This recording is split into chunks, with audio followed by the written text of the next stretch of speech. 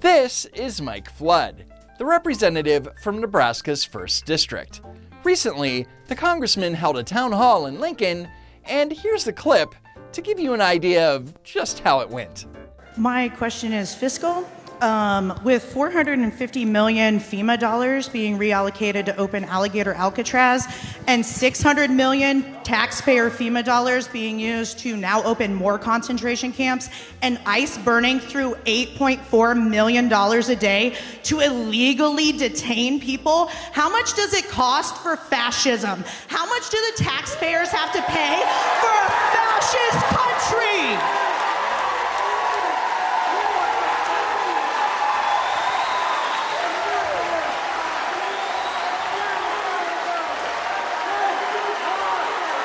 Americans went to the polls in November, and they had a choice between a Democratic candidate that had an open border, no enforcement, fentanyl, drugs, human trafficking.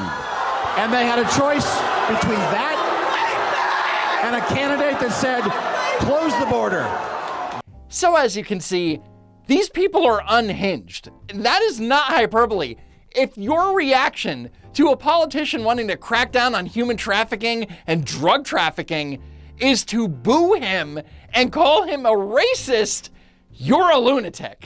Again, listen to the audience's reaction. Stop the fentanyl, stop the human trafficking, stop the drugs, stop the crime, stop the violence. That's what Americans voted for. They're booing stopping drugs and violent crime. Typical Democrats. Hi, I implore you to be quiet so that we can hear his responses. Remember, Mike's coming up for a re-election, and we'd really like to know what his responses are. Now, it may sound like this woman could possibly be a voice of reason, but she really isn't. I write you emails with concerns of your voting behavior regarding Trump and his actions. You support him, especially confirming the cabinet. Your responses are riddled with misinformation and lies. I fact check you, and then I send the responses back, and I get crickets. If I am fact checking them because they are wrong in your response, I send them back to you, and I get crickets. I get kind of bummed. And this is not about partisan. This is about issues, because we're about to lose our democracy. The eyes. It's always the eyes.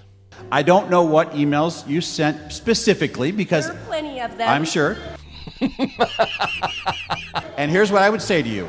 You are right as a constituent to want to go through this with me, and I will, with your help, talk to Deb.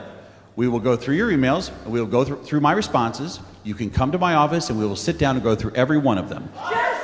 It may take me about 2 weeks, Sir? because I need to get all that done, okay? Sir, you will need to do that with a lot of people. This guy's a frickin' saint.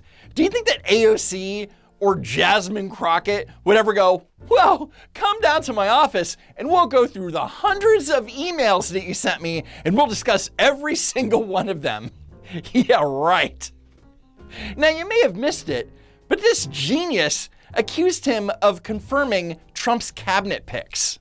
You support him, especially confirming the cabinet. To which the congressman replied, I will add one thing. The United States House of Representatives does not confirm the cabinet. That belongs to the U.S. Senate, just for clarity, okay?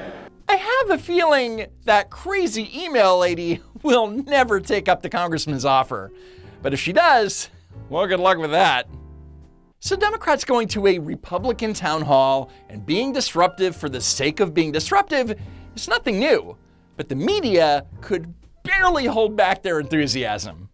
Things got a little bit testy last night, early and often. At a town hall overnight for Republican Mike Flood of Nebraska, anger erupting over a range of Trump administration moves, including the president's economic agenda. Republican Congressman Mike Flood faced a fiery crowd of constituents. Flood represents a safely red district, but last night constituents grilled him. Americans are badgering elected Republicans everywhere they're willing to show their faces. You can see now why the House leadership has told their members to do teletown halls instead of in-person town halls. You don't have to watch all 90 minutes of 700 people booing and yelling to feel this extraordinary level of frustration, even anger. He didn't make it 30 seconds into his introduction before people were booing. Congressman Mike Flood facing a barrage of pushback as he tries to sell his constituents on President Trump's agenda.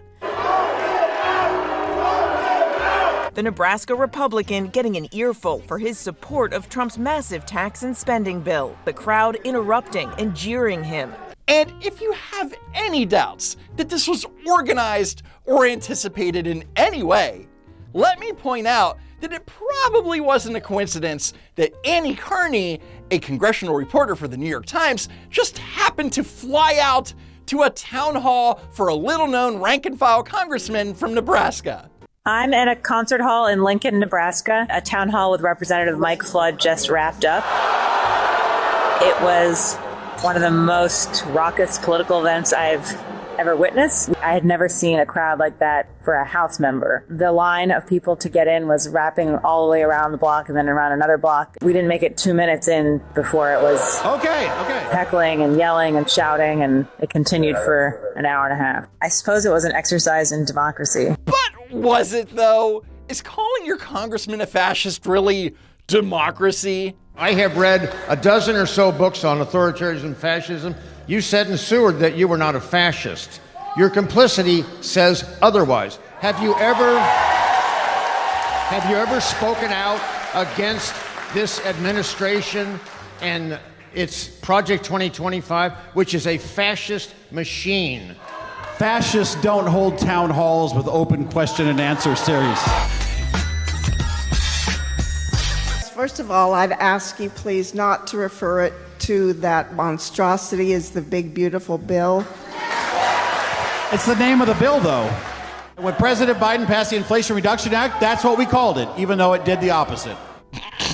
My question concerns veterans. Again, I asked you in March about cuts for veterans, cuts that will hurt veterans. How are cuts to the VA going to improve VA services? Also, what about the thousands of veterans who have lost their federal positions? Congressman, you're not allowed to fire veterans from bloated federal agencies. Shame!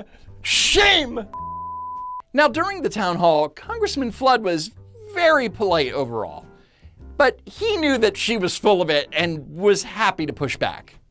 As it relates to the VA cuts, what specific cut are you talking about so I can understand? Give me a specific example. It is specifically general cuts in the VA's overall budget. I want to know, when are you going to stand up to the bully in chief and his disrespectful, un-American, cruel cuts that hurt our veterans?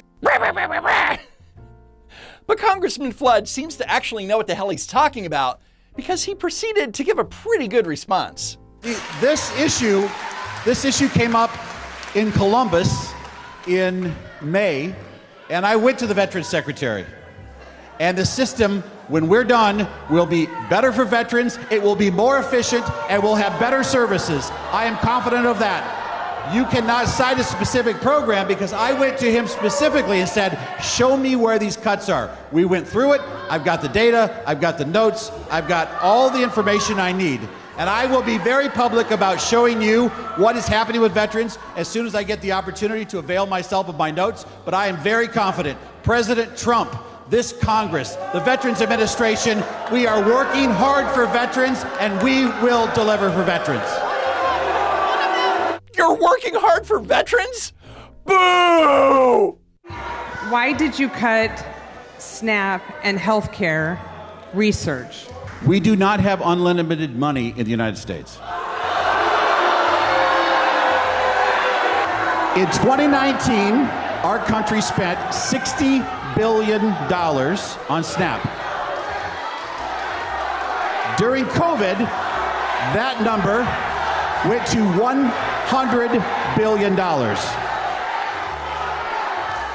And for good reason. I mean, during COVID, We had a situation where we had a worldwide pandemic. We had people that couldn't work. There was a need for extra food, supplemental nutrition programs. Going from 60 billion one year to 100 billion the next year, that was the COVID pandemic. The pandemic is gone. People have gone back to work. We are now at the 2019 levels, which I think are acceptable.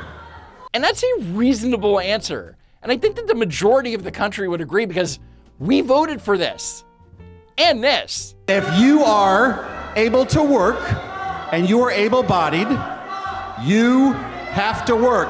If you choose not to work, you do not get free health care. You do not get free health care.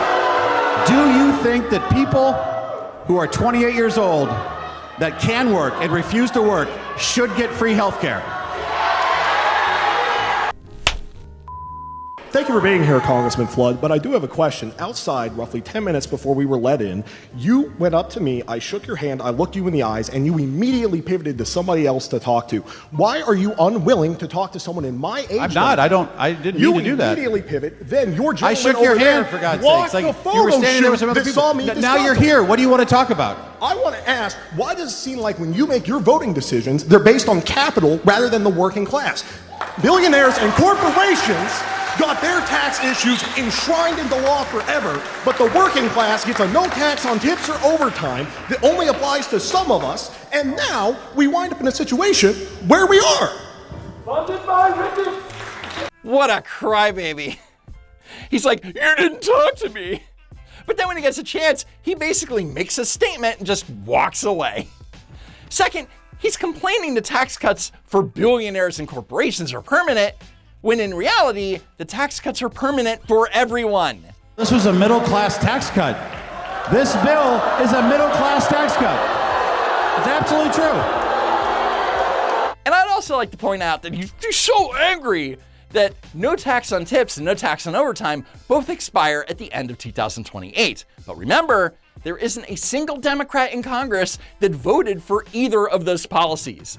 And Republicans can run on extending both of those very popular policies in 2026 and 2028, and Democrats can't. Womp womp.